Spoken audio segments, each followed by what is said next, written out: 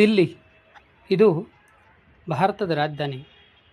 ಹಿಂದೆ ಪುರಾಣಗಳಲ್ಲಿ ಇಂದ್ರಪ್ರಸ್ಥ, ಹಸ್ತಿನಾವತಿ ಹೀಗೆ ಹಲವು ಹೆಸರುಗಳಿಂದ ಕರೆಸಿಕೊಂಡಿದ್ದ ನಗರಿ.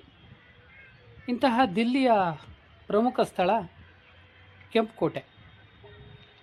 ನೀವೆಲ್ಲ ಸ್ವಾತಂತ್ರ್ಯ ದಿನಾಚರಣೆ ವೇಳೆ ಫ್ಲಾಗ್ ಹಾಸ್ಟಿಂಗ್ ಸಂದರ್ಭದಲ್ಲೆಲ್ಲ ಕೆಂಪು ಕೋಟೆಯನ್ನು ನೋಡ್ತೀವಿ, ಅಥವಾ ಇತರ ಸಂದರ್ಭಗಳಲ್ಲೆಲ್ಲ ದಿಲ್ಲಿ ಅಂದ್ಕೂಡಲೇ ಕೆಂಪು ಕೋಟೆ ನೆನಪು ಮಾಡ್ಕೋತೀವಿ. ಇಂತಹ ಕೆಂಪು ಕೋಟೆನ ನೋಡಲಿಕ್ಕೆ ನಾವು ಇವತ್ತು ಬಂದಿದ್ದೀವಿ. ನಿಮಗೂ ಕೂಡ ತೋರಿಸೋಣ ಹೇಗಿದೆ ಕೆಂಪು ಕೋಟೆ ಅಂತ ನಾನು ನಿಮಗೆ ಈ ವಿಡಿಯೋನ ಮಾಡ್ತಾಯಿದ್ದೀನಿ. ನೀವೆಲ್ಲ ಕೆಂಪು ಕೋಟೆ ನೋಡಿದ್ದೀರಿ, ಹೊರಗಡೆಯಿಂದ ನೋಡಿರ್ಬೋದು, ಆದರೆ ಒಳಗಡೆ ಏನಿದೆ, ಕೆಂಪು ಕೋಟೆಯ ಜಗತ್ತು, ಒಳಗಡೆ ಇರುವ ಇನ್ನೊಂದು ಜಗತ್ತು ಹೇಗಿದೆ ಅನ್ನೋದನ್ನ ನಿಮಗೆ ತೋರಿಸೋಣ ಅಂತ ಈ ವಿಡಿಯೋ ಮಾಡ್ತಿದ್ದೀನಿ. ನೀವು ನೋಡಿ ನನ್ನ ಜೊತೆಗೆ, ಹಾಗೂ ಈ ವಿಡಿಯೋನ ಇಷ್ಟ ಆದರೆ ಲೈಕ್ ಮಾಡಿ.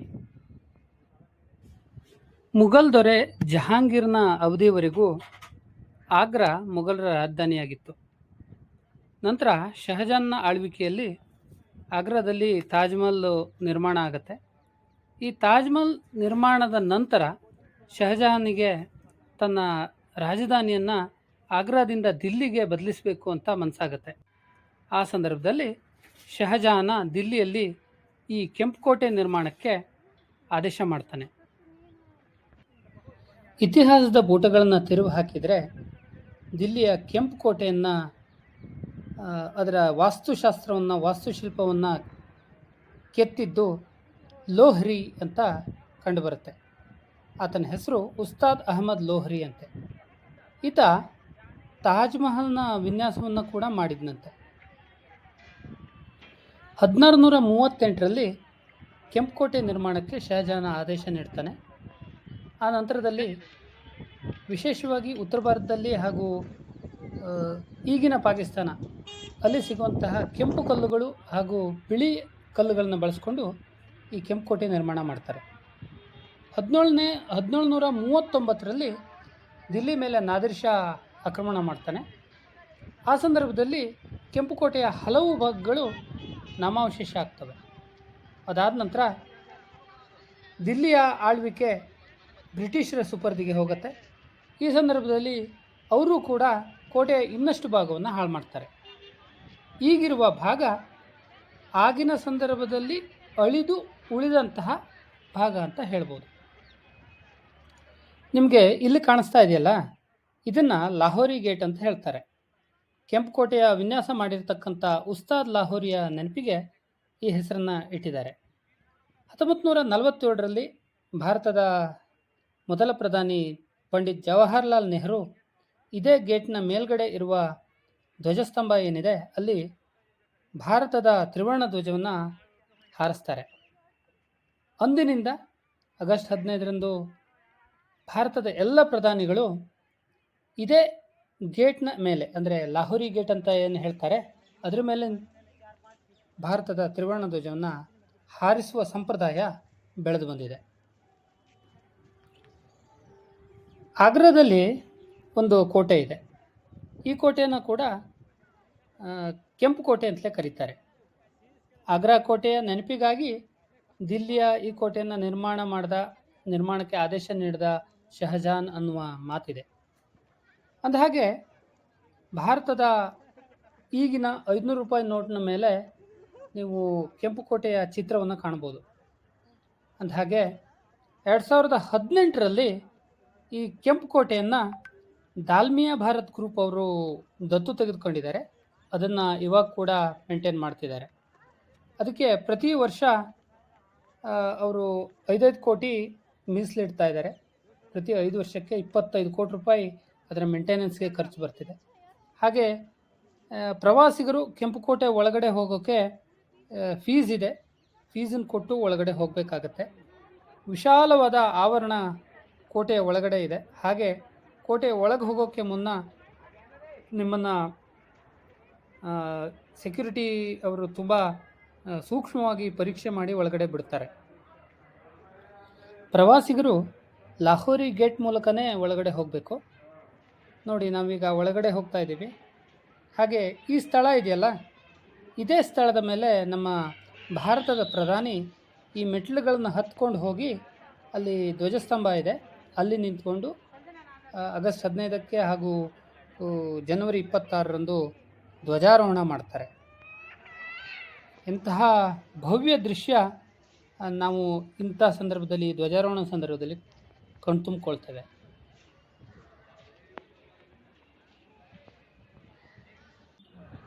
ಕೋಟೆಯ ಹೊರ ಆವರಣವನ್ನು ನಾವು ನೋಡಾಯಿತು. ಇವಾಗ ಕೋಟೆಯ ಒಳಗಡೆ ಹೋಗೋಣ ಬನ್ನಿ. ಇದು ನೋಡಿ, ಈ ಬಾಗಿಲು ಅದೆಷ್ಟು ದೈತ್ಯವಾಗಿದೆ, ಭವ್ಯವಾಗಿದೆ. ಯಾವುದೇ ಶತ್ರುಗಳ ದಾಳಿಯನ್ನು ಕೂಡ ಇದು ತಡೆಯುವಷ್ಟು ಸಶಕ್ತವಾಗಿದೆ. ಇದು ನೋಡಿ, ನಾವೀಗ ಒಳಗಡೆ ಬರ್ತಾ ಇದ್ದೀವಿ. ಒಳಗಡೆ ಬಂದಂತೆಲ್ಲ ಇನ್ನೊಂದು ಲೋಕ ಅನಾವರಣ ಆಗ್ತಾ ಇದೆ. ಹೊರಗಡೆಯಿಂದ ಕೆಂಪು ಬಣ್ಣದ ಕೋಟೆ ಇದ್ದರೆ, ಒಳಗಡೆ ಸಂಪೂರ್ಣ ಬಿಳಿ ಬಣ್ಣದ ಕೋಟೆ ನಮ್ಮನ್ನು ಸ್ವಾಗತಿಸುತ್ತೆ. ಇಲ್ಲಿ ಅದೆಷ್ಟೋ ಬಗೆಯ ಅಂಗಡಿಗಳಿದೆ, ಒಂದು 40-45 ಅಂಗಡಿಗಳು. ಇವುಗಳಲ್ಲಿ ನಿಮಗೆ ಬೇಕಾದ ಅದೆಷ್ಟೋ ವಸ್ತುಗಳು ಸಿಗುತ್ತೆ. ಶಾಲುಗಳಿರ್ಬೋದು, ಮೂರ್ತಿಗಳಿರ್ಬೋದು, ದಂತದ ಮೂರ್ತಿಗಳಿರ್ಬೋದು, ಮರದ ಮೂರ್ತಿಗಳಿರ್ಬೋದು, ಅಥವಾ ಇತರ ಕೆತ್ತನೆಗಳಿರ್ಬೋದು, ಕೀಬಂಚು, ಸರ, ಹೀಗೆ ಎಷ್ಟೋ ರೀತಿಯ ವಸ್ತುಗಳು ನಿಮ್ಗೆ ಸಿಗುತ್ತೆ. 20 ರೂಪಾಯಿಂದ ಹಿಡಿದು 5,000 ರೂಪಾಯಿವರೆಗೂ ಐಟಮ್ಗಳಲ್ಲಿ ಸಿಗುತ್ತೆ. ನಿಮಗೆ ಬೇಕಾದನ್ನ ನೀವಿಲ್ಲಿ ಕೊಂಡ್ಕೋಬೋದು.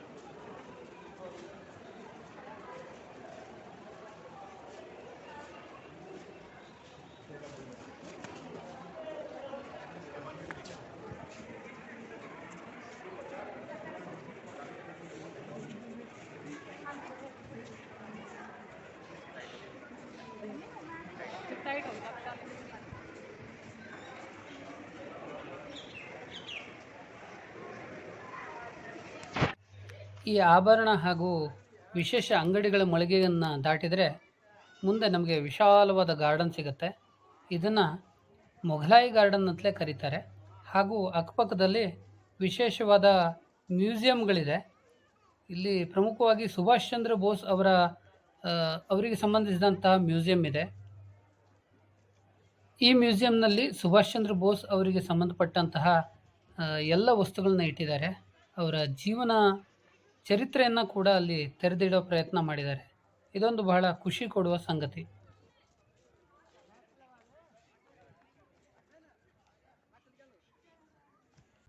200-300 ವರ್ಷ ಹಳೆಯದಾದ ಕಟ್ಟಡಗಳು ಇಲ್ಲಿದೆ. ಹಾಗೆ ಬ್ರಿಟಿಷರು ಇಲ್ಲಿ ಇದನ್ನ ಆಕ್ಯುಪೈ ಮಾಡ್ಕೊಂಡ ನಂತರ ಹಲವಾರು ಇಂಗ್ಲೆಂಡಿನ ವಾಸ್ತುಶಿಲ್ಪದ ಕಟ್ಟಡಗಳನ್ನ ಕಟ್ಟಿದ್ದಾರೆ. ಅದೇ ರೀತಿ ಎದುರುಗಡೆಗೆ ನಿಮಗೆ ದಿವಾನ್ ಇ ಆಮ್ ಮತ್ತು ದಿವಾನ್ ಇ ಖಾಸ್ ಅಂತ 2 ಕಟ್ಟಡ ಇದೆ. ಅವೆರಡನ್ನೂ ತೋರಿಸ್ತೀನಿ ಬನ್ನಿ.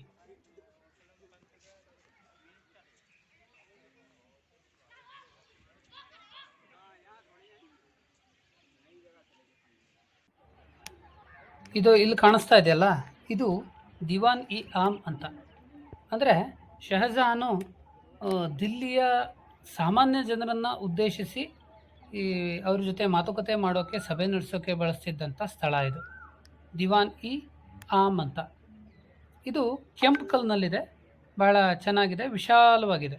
ಅನಿವಾರ್ಯ ಸಂದರ್ಭಗಳಲ್ಲಿ ಹಾಗೂ ರಾಜ್ಯಕ್ಕೆ ಏನಾದರೂ ಗಂಡಾಂತರಗಳು ಬಂದಾಗ ಅಥವಾ ಇನ್ನಿತರ ಸಂದರ್ಭಗಳಲ್ಲಿ ಶಹಜಹಾನ್ ಇರ್ಬೋದು ಅಥವಾ ಇತರ ಮೊಘಲ್ ದೊರೆಗಳು ಸಾಮಾನ್ಯ ಜನರೊಂದಿಗೆ ದಿವಾನ್ ಇ ಆಮ್ನಲ್ಲಿ ಕುಳಿತು ಸಭೆ ನಡೆಸ್ತಿದ್ರಂತೆ.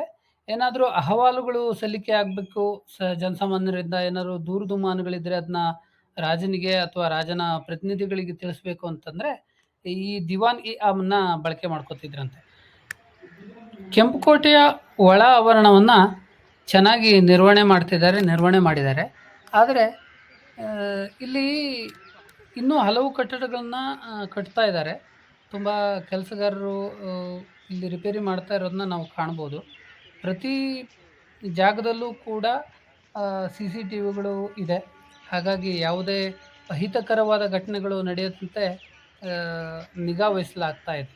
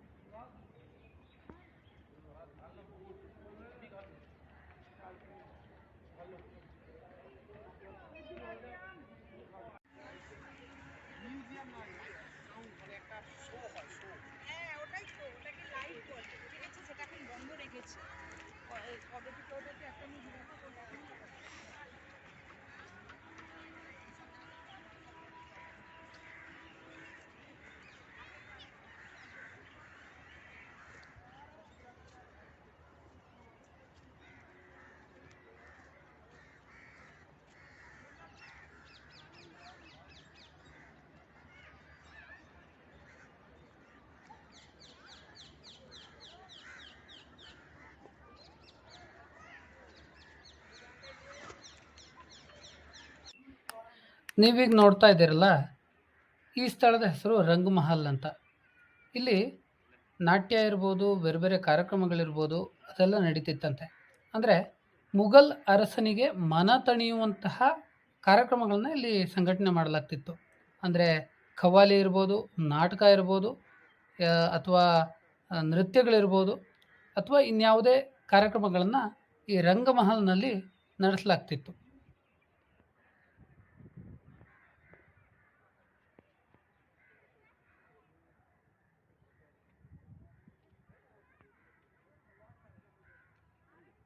ಇದು ನೋಡಿ, ಇದು ದಿವಾನ್ ಇ ಖಾಸ್. ಅಂದರೆ ಮೊಘಲ್ ರಾಜ ತನ್ನ ಅತ್ಯಾಪ್ತರ ಅಥವಾ ತನಗೆ ಬೇಕಾದವ್ರ ಜೊತೆಗೆ ಮಾತ್ರ ಸಭೆ ನಡೆಸೋಕ್ಕೆ ಬಳಕೆಯಾಗ್ತಿದ್ದಂಥ ಸ್ಥಳ. ಉದಾಹರಣೆ ಮಂತ್ರಿ ಇರ್ಬೋದು, ಸೇನಾಧಿಪತಿ ಇರ್ಬೋದು, ಅಥವಾ ತನ್ನ ಆಪ್ತ ಬಳಗದ ಯಾವುದೇ ವ್ಯಕ್ತಿ ಇರ್ಬೋದು, ಅವ್ರ ಜೊತೆಗೆ ಸಭೆ ನಡೆಸಲಿಕ್ಕೆ ಈ ಜಾಗವನ್ನು ಬಳಕೆ ಮಾಡ್ತಿದ್ದಂತೆ. ಇದು ನೋಡಿ, ಇದು ದಿವಾನ್ ಇ ಖಾಸ್‌ನ ವಿಶೇಷ ವಾಸ್ತುಶಿಲ್ಪಗಳು. ತುಂಬ ಚೆನ್ನಾಗಿ ಕೆತ್ತನೆ ಮಾಡಿದ್ದಾರೆ. ಅಮೃತ ಶಿಲೆಯಲ್ಲಿ ಇದನ್ನ ನಿರ್ಮಾಣ ಮಾಡಿದ್ದು ಚೆನ್ನಾಗಿ ಕಾಣುತ್ತೆ. ಆದರೆ ನನ್ನ ಗಮನಕ್ಕೆ ಬಂದಿದ್ದೇನೆಂದರೆ, ದಿವಾನ್ ಇ ಆಮನ್ನ ಕೆಂಪು ಕಲ್ಲಿನಲ್ಲಿ ಕಟ್ಟಿದ್ದು ಹಾಗೂ ದಿವಾನ್ ಇ ಖಾಸ್‌ಗಾಗಿ ಅಮೃತ ಶಿಲೆಯನ್ನು ಬಳಕೆ ಮಾಡ್ಕೊಂಡಿದ್ದಾರೆ. ಒಂಥರ ಏನೋ ತಾರತಮ್ಯ ಮಾಡಿದಿರಾ ಅಂತ ಕೂಡ ಅನ್ಸುತ್ತೆ. ಎರಡೂ ಸ್ಥಳಗಳನ್ನ ಅಥವಾ 2 ಪ್ರದೇಶಗಳನ್ನ ಅಮೃತ ಶಿಲೆಯಲ್ಲೇ ಕಟ್ಬೋದಿತ್ತು. ಆದರೆ ವಾಸ್ತುಶಿಲ್ಪ ಹಾಗೂ ವಿಭಿನ್ನವಾಗಿರಲಿ ಅನ್ನೋ ಕಾರಣಕ್ಕೆ 2 ಬೇರೆ ಬೇರೆ ರೀತಿಯ ಕಲ್ಲುಗಳನ್ನ ಬಳಕೆ ಮಾಡಿಕೊಂಡು ಕೂಡ ಇರ್ಬೋದೇನೋ. ಇವಿಷ್ಟು ಕೆಂಪುಕೋಟೆ ಒಳಗಿನ ಕೆಲವು ಚಿತ್ರಣಗಳು. ಇಲ್ಲಿ ಇವಿಷ್ಟೇ ಅಲ್ಲದೆ ಇನ್ನೂ ಕೂಡ ಹಲವು ಸ್ಥಳಗಳಿವೆ. ಒಳ್ಳೆಯ ಕಾರಂಜಿ ಇದೆ, ಹವಾ ಮಹಲ್ ಇದೆ, ಜಲಮಹಲ್ ಇದೆ. ಹೀಗೆ ಹಲವು ಸ್ಥಳಗಳನ್ನ ನಾವು ನೋಡ್ಬೋದು. ತುಂಬ ವಿಶಾಲವಾಗಿದೆ. ಒಂದು 15-20 ಎಕರೆ ವಿಸ್ತೀರ್ಣದಲ್ಲಿ ಇರ್ಬೋದು. ಒಂದು ಒಪ್ಪತ್ತು ಇಲ್ಲಿ ಬೇಕು. ಅಂದರೆ ಒಂದು 4-5 ತಾಸಂತೂ ಬೇಕು ಸೂಕ್ಷ್ಮವಾಗಿ ನೋಡೋಕೆ. ಹಾಗೆ ಇಷ್ಟೊತ್ತು ನೀವು ಕೆಂಪುಕೋಟೆಯ ಒಳಗಿನ ದೃಶ್ಯವನ್ನು ನೀವು ನೋಡಿದ್ರಿ. ಇದು ನಿಮಗೆ ಇಷ್ಟ ಆಗಿದ್ದರೆ ಇದಕ್ಕೊಂದು ಲೈಕ್ ಕೊಡಿ.